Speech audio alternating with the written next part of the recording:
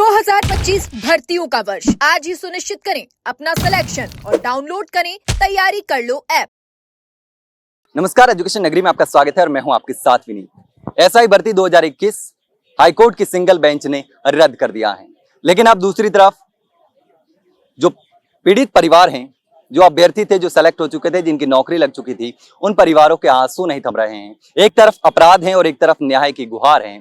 जिस तरीके से दो जो धड़े हैं, एक तरफ फर्जीवाड़े की वजह से पेपर रद्द हो गया, भर्ती रद्द हो गई, और दूसरी तरफ जिन्होंने सालों से मेहनत की थी, तैयारी की थी, उनके साथ गलत हुआ है, उनकी नौकरियां चली गई। गरीब परिवार थे जिन्होंने बकरियां चरा करके परिवार बच्चों को पढ़ाया, मजदूरी करके बच्चों को पढ़ाया, लेकिन उनकी नौकरी अब एक फैसले की वजह से चली गई है। उम्मीदें टूट चुकी हैं, परिवार टूट चुके हैं। यहाँ पर अभ्यर्थी है, उनसे हम बात करेंगे कि किस तरीके से लगातार जो तैयारी कर रहे थे। आप सब अभ्यर्थी है ना? बिल्कुल, परिजन भी है, अभ्यर्थी भी हैं, सारे लोग हैं, सबसे हम बात कर रहे हैं। तो क्या कहना चाहेंगे? हमारी सरकार से यही अनुरोध है कि डीबी में जाके जो ईमानदार चयनित हैं उनकी पैरवी करे और हमारी खोई हुई प्रतिष्ठा को वापस लौटा के हमें वापस दे। ये हमारा सरकार से अनुरोध रहेगा। अब जो है फर्जीवाड़े की वजह से टैग लग चुका है, फर्जी का पेपर लीक की वजह से घोटाला हुआ, भर्ती रद्द हो गई, तो उसको लेकर भी कहीं ना कहीं ये टैग भी लगा हुआ है कि ये सारे लोग फर्जी हैं। ये बिल्कुल गलत टैग है और इसमें देखो बहुत से लोग ऐसे हैं जो पहले से नौकरी में थे, वो नौकरी छोड़ गए हैं और ऐसा नहीं है सभी फर्जी हैं। बहुत माननीय कोर्ट ने भी माना है कि 67-68 लोग हैं जिनके खिलाफ जो चार्जशीट जो आरोप साबित हुए, आरोप पेश हुए हैं। तो बाकी जो बचे हुए हैं वो लोग बिल्कुल फेयर है और हम इस लड़ाई को सुप्रीम कोर्ट तक लड़ेंगे। और उसके लिए मैं 2 लाइनें कहूँगा कि बीच लिया मुट्ठी में तारा, नगर में ढोल पिटा दो जी।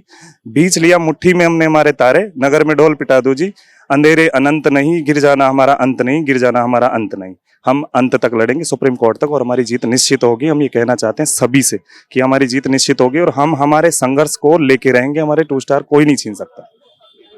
आपका जो न्यायपालिका का ध्येय वाक्य है कि 100 गुनहगार भले ही छूट जाए लेकिन एक निर्दोष को सजा नहीं होनी चाहिए। तो यहाँ तो सैकड़ों निर्दोष हैं और सैकड़ों सिर्फ अभ्यर्थी नहीं, उनके परिवार भी पीड़ित हैं। जब से डिसीजन आया है हमारे परिवारों में खाना नहीं खा रहे हैं, कोई घर पे ऐसे मातम छाया हुआ जैसे कोई मौत हो गई। ये मौत के समान ही है।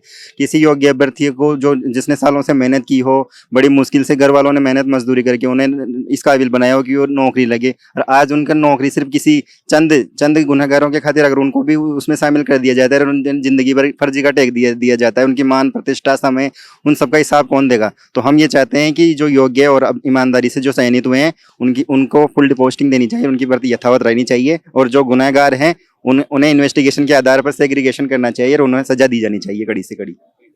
सेग्रीगेशन की मांग जो है वो लगातार चल रही है। आप अभ्यर्थी हैं या परिजन? मैं तो ये छोटा भाई है। मैं तो ये कि निवेदन करूंगा कि इनकी 5 साल का हिसाब आप क्या लौटा सकते हो क्या? सरकार से यही निवेदन है कि 5 साल का हिसाब इनकी लौटा दो तो देखो, नहीं तो इनकी डीपी में अच्छे से पैरवी करो और इनके अंत तक साथ। और भी अभ्यर्थी हैं। आप कहाँ से? मैं जयपुर से ही हूँ। मैं एक योग्य, ईमानदार और चयनित अभ्यर्थी हूँ। इससे पहले मेरे कई जगह सिलेक्शन हुआ है, लेकिन मैंने ज्वाइन नहीं किया। मैंने एसआई को प्राथमिकता दी। अब 5 साल बाद ये वापस एग्जाम लेने की बात कर रहे हैं, तो 5 साल पहले जो हमने जिस स्तर की तैयारी की थी, क्या वो वापस कर पाएंगे? और एसआई भर्ती परीक्षा में कई लेवल है, जैसे फिजिकल है, मेडिकल है, इंटरव्यू है, तो किसी भी स्तर पे हमें फेल करके निकाला जा सकता है। हर बार किस्मत इतनी अच्छी नहीं होती है। ये बात ये समझ नहीं पा रहे हैं। कोई भी अधिकारी या कोई भी नेता दूसरी बार यदि इलेक्शन लड़ता है या कोई अपना एग्जाम देता है, तो क्या उसके वापस पास होने की संभावना उतनी है? क्या उसकी रैंक सुधरने की संभावना उतनी ही रहती है?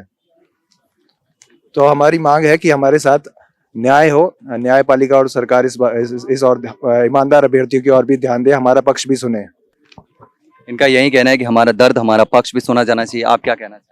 मैं यही कहना चाहूँगा, एक तरफ माननीय उच्च न्यायालय कहता है कि किसी को भी उसकी आजीविका से पृथक करना या नौकरी से निकालना, उसको मृत्युदंड देना है। पीछे जो डिसीजन आया था पीटीआई भर्ती में, उसमें माननीय उच्चतम न्यायालय एक तरफ हमारे साथ ये कर रहे हैं, तो इससे अच्छा हमें मृत्युदंड ही दे दो ना। क्या ईमानदारों का क्या कसूर है इसमें? क्या हमारी इतनी दक्ष एजेंसियां हैं तो फिर उनको सबको अलग किया जा सकता है तो करो ना, दोषी और निर्दोषों को।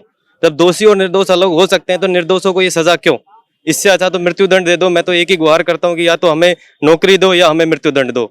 हम मृत्युदंड को ज्यादा अच्छे से हर स्वीकार कर लेंगे। बाकी इस टैग के साथ हम नहीं जी सकते कि तुम भी फर्जी हो, तुम भी वो हो, तुम भी बेईमान हो, तुम भी फर्जी हो। बस मेरा सरकार से यही प्रार्थना रहेगी यही गुजारिश रहेगी कि वो डबल बेंच में मजबूती से हमारी पैरवी करे और हमें न्याय दिलाए। मैं इतना ही कहना चाहूंगा। आपके कौन लगा हुआ था नौकरी में? मेरा बेटा है। बेटा लगा हुआ बेटा है और वो काफी इंटेलिजेंट पढ़ा हुआ है। वो क्या नाम उसे प्री पास किया हुआ है आरएएस में और काफी इंटेलिजेंट है। अब वो बहुत दुखी है, उसके साथ मैं भी हूँ। जी के यानी जी रहे हैं लेकिन मरने के समान है। रोज मर रहे हैं, जीना ये हो रहा है। और ये सरकार से गुजारिश कर रहे हैं कि इसको डबल बेंच में दमदार फेरवी करके और इसको क्या नाम से हमारी को बचाए, यही है हमारी प्रार्थना।